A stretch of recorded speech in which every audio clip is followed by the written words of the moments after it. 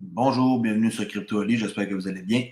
En ce mercredi 15 octobre 2020, alors on commence immédiatement avec le prix du XRP qui se situe aujourd'hui à 32 cents 51 canadiens avec une capitalisation de 479 milliards de dollars pour les 5935 crypto-monnaies qui existent à l'heure actuelle. Et la prédominance est toujours du Bitcoin à 57,7 et le gaz du Ethereum a augmenté de beaucoup en 24 heures. Ici, la heatmap, on voit que c'est pas mal dans le rouge, à part le Bitcoin qui est en train de gagner un peu. OK, Fiat Leak, 48 perdants, 9 gagnants, alors c'est dans le rouge. Le XRP en baisse de 3,51. Pas de problème, le prix, ça n'a pas d'importance pour quelqu'un qui investit à long terme. 400 000 trades par minute. Allez voir le site fiatleak.com/XRP si c'est le XRP qui vous intéresse. On commence avec les nouvelles d'aujourd'hui. Ripple, plus de 72% de tous les investisseurs pensent que le XRP atteindra 100 $. Intéressant. Selon une enquête auprès des investisseurs XRP, 72,4% estiment que la crypto-monnaie atteindra un prix de 100 $ US à l'avenir. Un énorme 82% ont déclaré qu'ils ne quitteraient pas leur investissement XRP en dessous de 10 $ USD. J'espère. Parce qu'en bas de 10 $, c'est ridicule. Là. La question investissait pas, là, à m'en avoir 2 millions, là, mais je pense pas que personne n'en a 2 millions présentement. En tout cas, si vous êtes un salarié moyen comme moi, je pense pas que vous en ayez autant que ça. Une nouvelle enquête sur Twitter récemment menée par XRP Crow auprès de plus de 1000 membres de la communauté XRP montre que la majorité des investisseurs pensent que le prix du XRP passera à plus de 100 $, malgré les performances plutôt inférieures à la moyenne des 2 dernières années. Une majorité substantielle de 72,4% des participants à l'enquête pensent que le XRP atteindra 100 $ à un moment donné dans le futur. Bien sûr, moi aussi je pense pareil. C'est également intéressant de noter que 68% des propriétaires de XRP ont investi pour devenir riches. Et oui, je fais partie aussi de cette gang-là. Alors seulement un peu moins de 15% chacun l'ont acheté comme moyen de paiement ou parce qu'ils aiment les nouvelles technologies. Oui, j'aime la technologie, mais je m'enrichirais comme bien du monde. Il est également remarquable que les détenteurs de XRP aient des mains fortes, ainsi que 94,3% des participants de l'enquête ont déclaré être des investisseurs à long terme. Moi, je fais partie de cette gang-là aussi.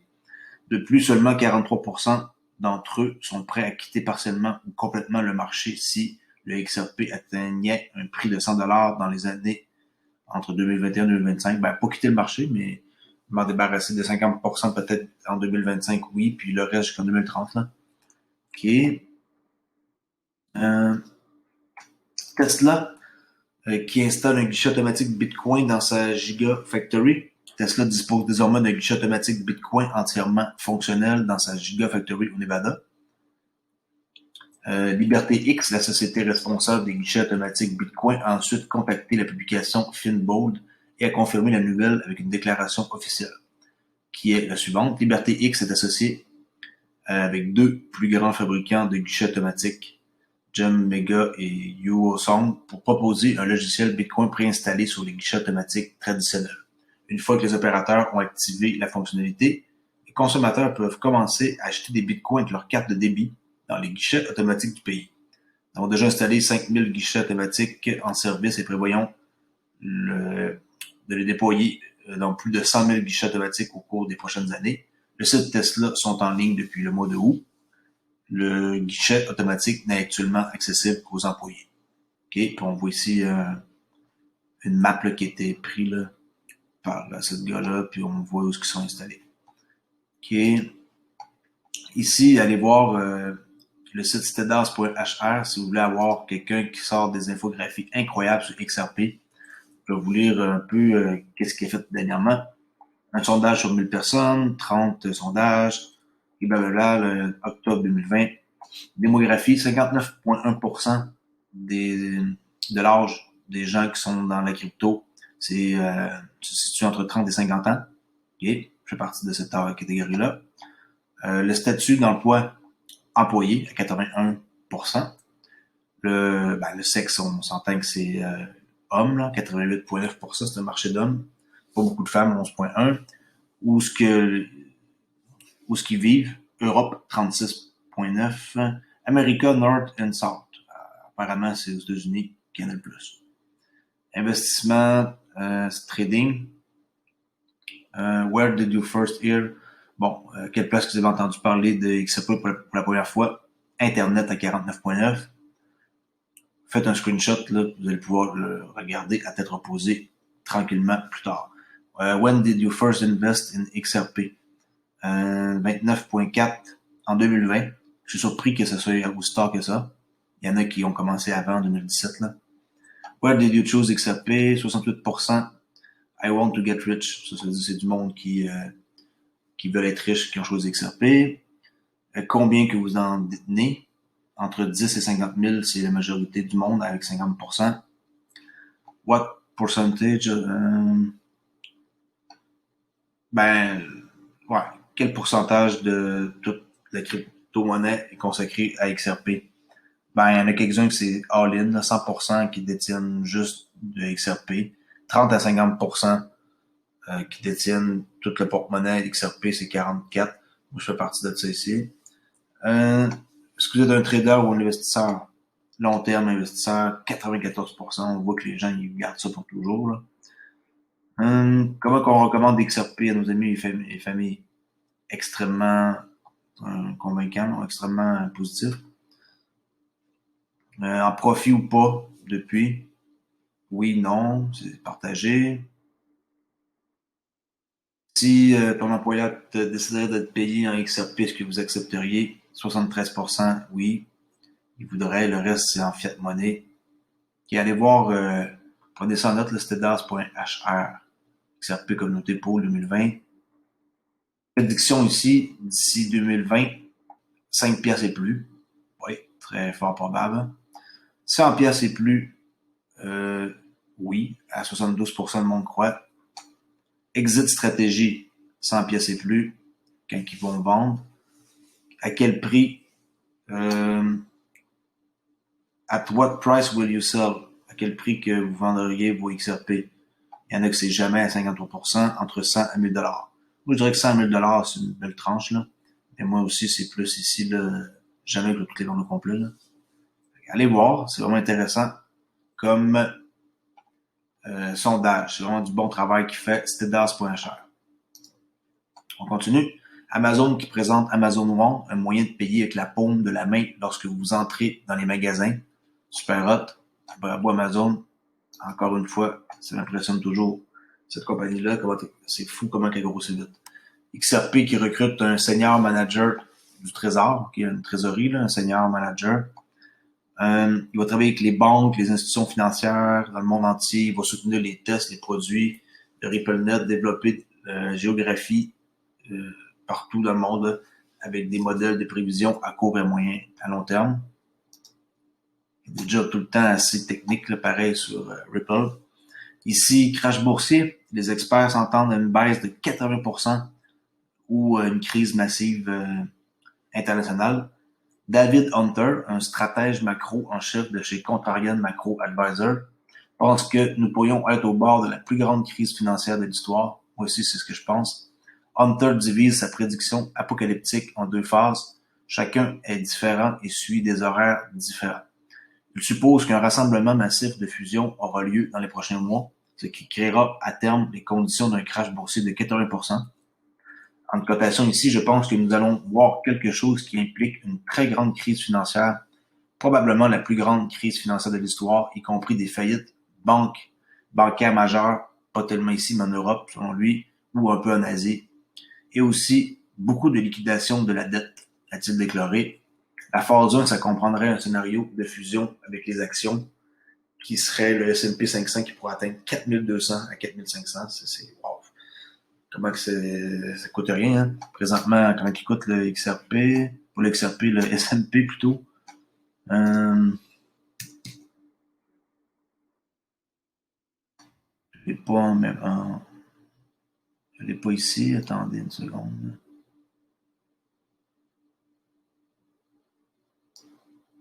US 500, c'est ici. Il est à 3478. Non, c'est pas bon. C'est pas la bonne affaire, ça. Attendez une seconde. Je vais juste corriger mes trucs et je vous reviens dans un instant. Ouais, c'est ça. J'étais à la bonne place parce que je pensais pas que j'avais le bon contrat. Il n'y a pas de contrat pour lui. Bon, 3478.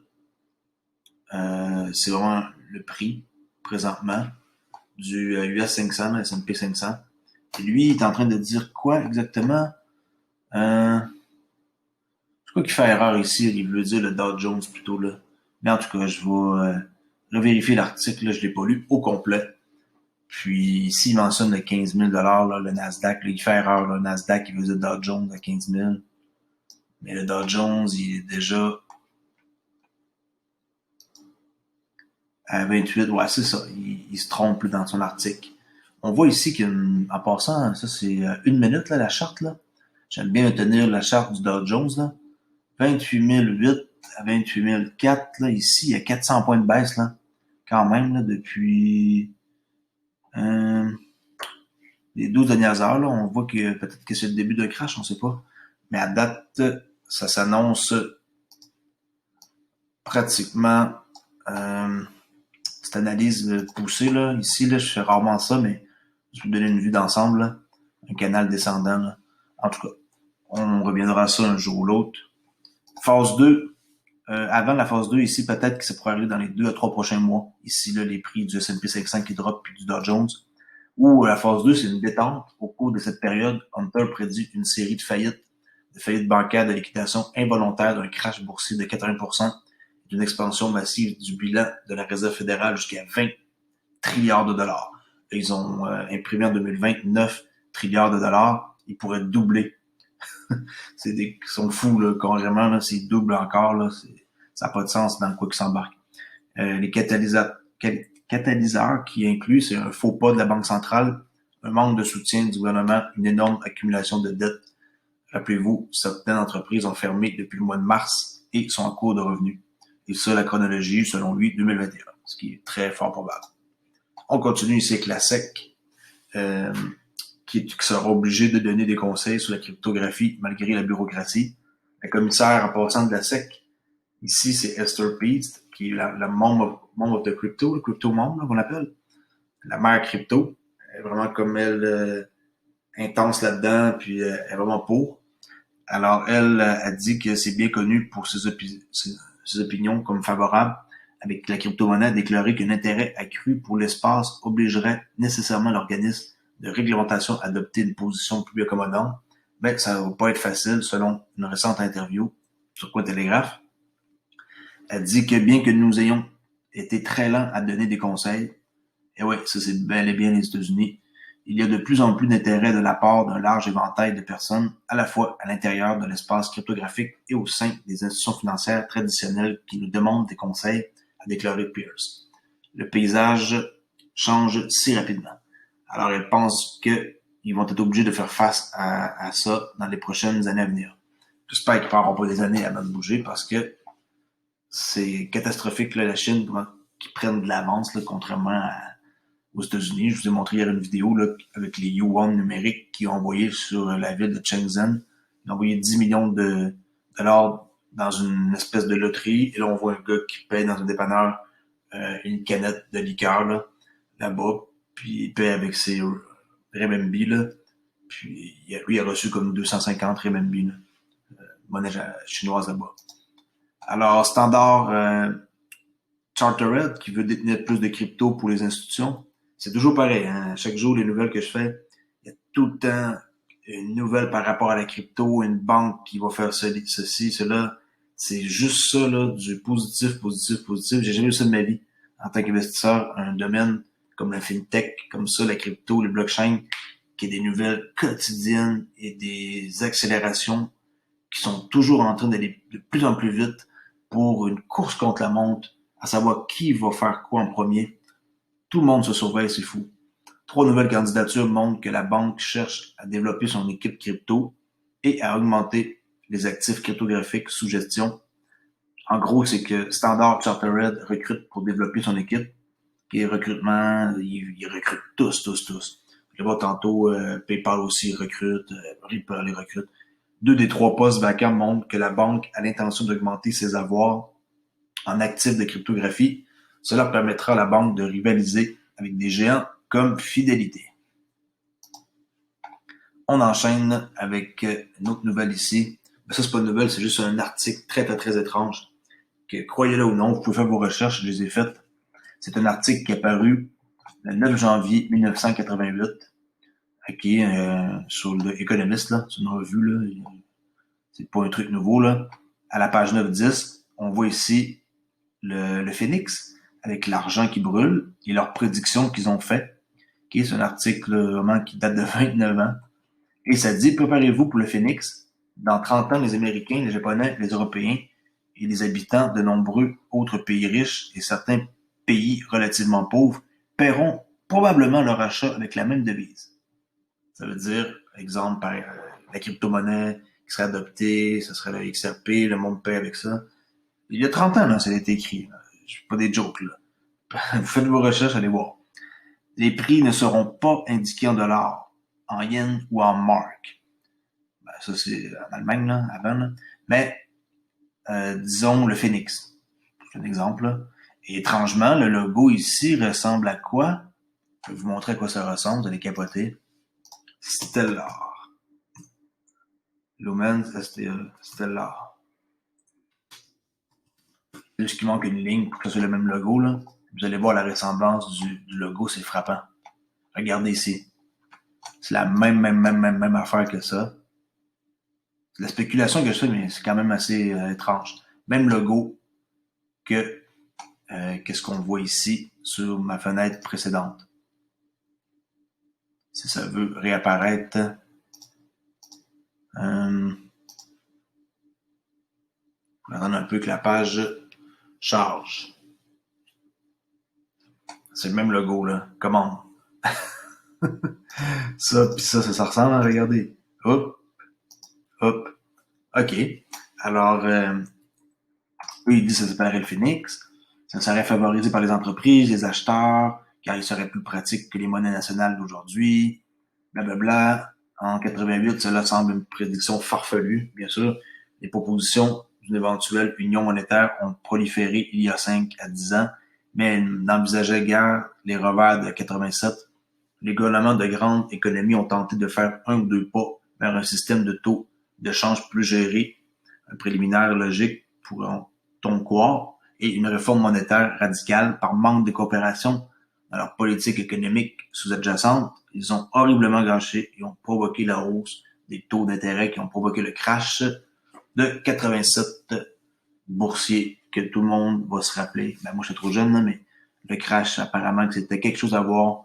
Puis, je crois que qu'est-ce qui est arrivé là va être d'une ampleur beaucoup plus grande que qu'est-ce qu'il y a eu en 87. OK. Alors, ensuite, ici, oui, c'est caché en arrière les clients, mais moi, j'ai fait un screenshot tantôt, 300 clients de Ripple institutionnaires avec dans 40 pays dans le monde. On voit ici, c'est qui? American Express, Asimo, son partenaire, de Ripple, MoneyGram, PNC, la quatrième plus grosse banque aux États-Unis, MUFG, Santander, SBI Remit au Japon, Transgo, Money Match, Money Tint, RIA, CoinOne, ok?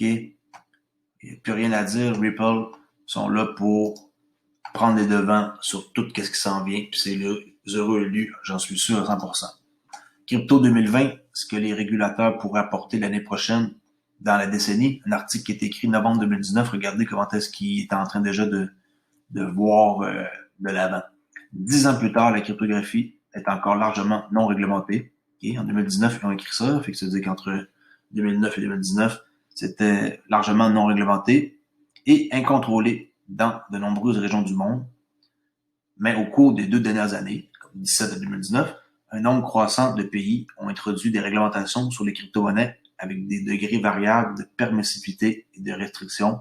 Ces pays comprennent la Suisse, le Japon, la Lituanie, Malte, Mexique, qui au cours des années précédentes ont adopté des lois exigeant que de telles choses que des choses telles que les échanges cryptographiques soient autorisés conformément aux directives.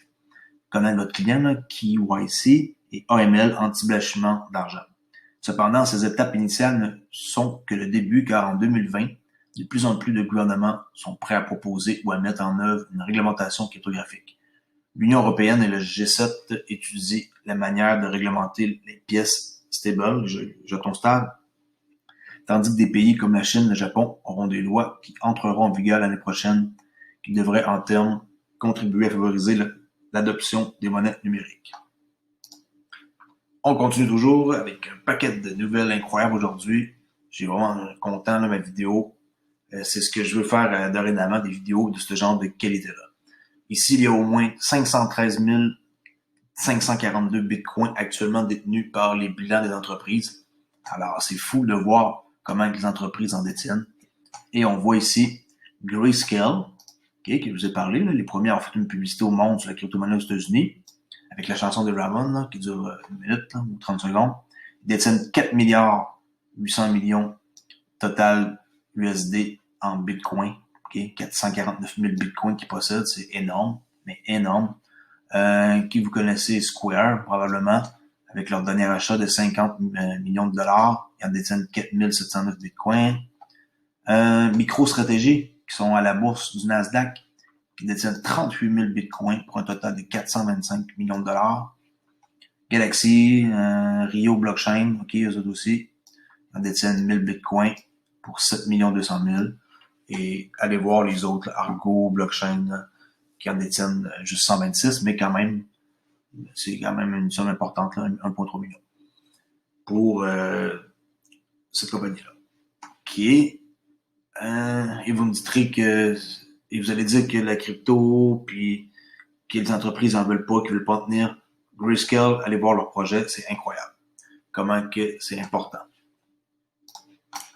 On continue avec PayPal et Venmo qui vont lancer, c'est une nouvelle du 22 juin cet été, et ceux qui sont nouveaux sur ma chaîne, ils vont lancer comme l'achat de vente et la vente de crypto-monnaies sur le site. Le géant de la FinTech PayPal prévoit de déployer des ventes directes de crypto-monnaies à ses 325 millions d'utilisateurs. Selon 3 personnes familières, il convient de noter que PayPal entretient une relation de longue date avec Coinbase, qui c'est des amis, qui remonte dès 2016. En 2018, Coinbase a rendu les retraits fiat instantanés, qui est de l'argent vers PayPal, disponible pour les clients américains. Ensuite, l'année passée, ça a été l'Europe, et suivi de nous ici au Canada. Fait qu'on peut envoyer, pas grande façon en date là, de retirer sa crypto en argent fiat, si on peut dire, le papier, là, dans notre banque. Il faut passer par Coinbase, de Coinbase à PayPal, de PayPal à notre compte de banque. Ça marche pour les 3 endroits-là. Canada, Europe et l'Amérique. On voit ensuite ici que PayPal les embauche. Là, ça retient mon adresse IP, là, mais c'est pas grave. Là, le poste, c'est ça, mais là, ça retient que c'est Toronto. Là. Ingénieur de recherche blockchain PayPal. Les 2 postes ici à combler. OK, recherche Google, tout simplement. PayPal, blockchain job.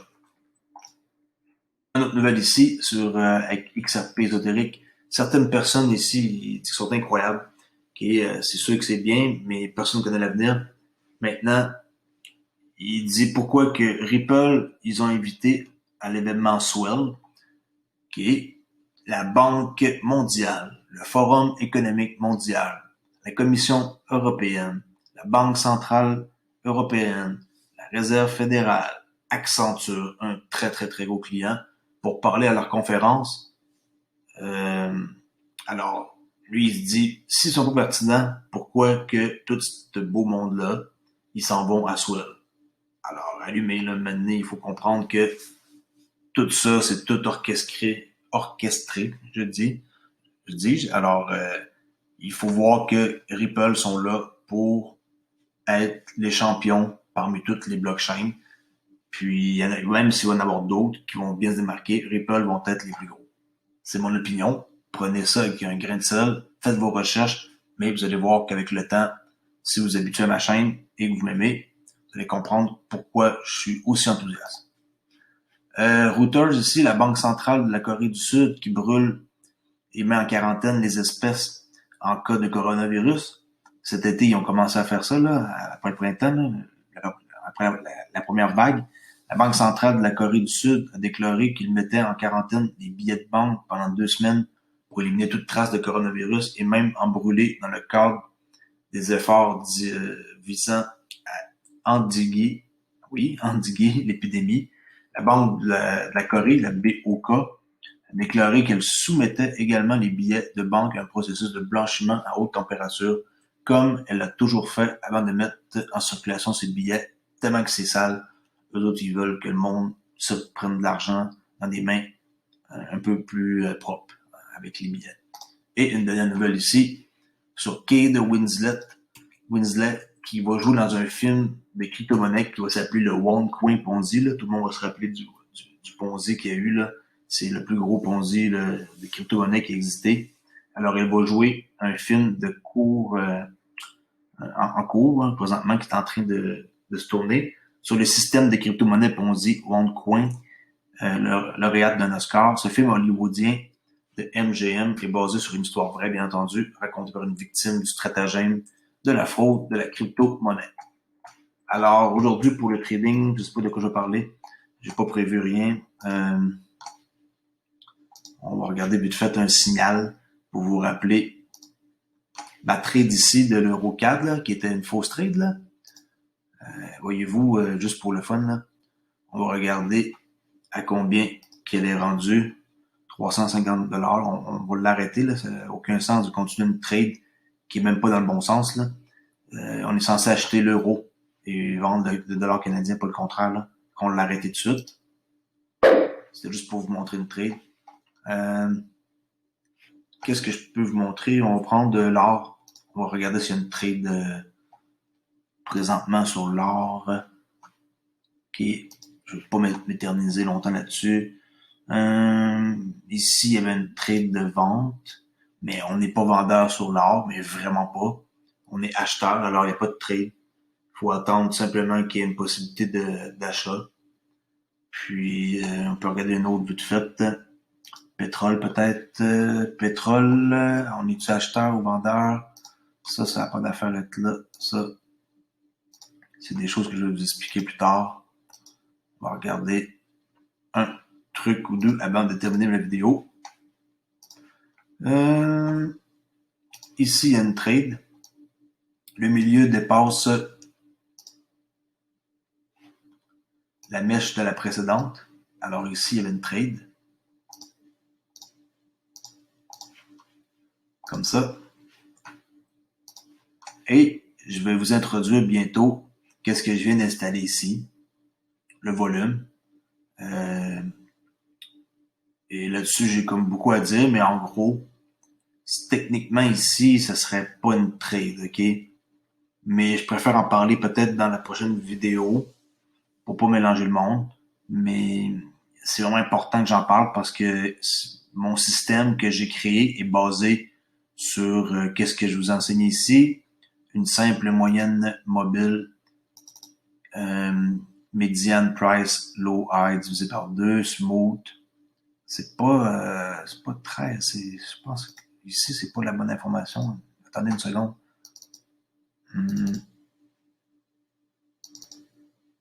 Attendez.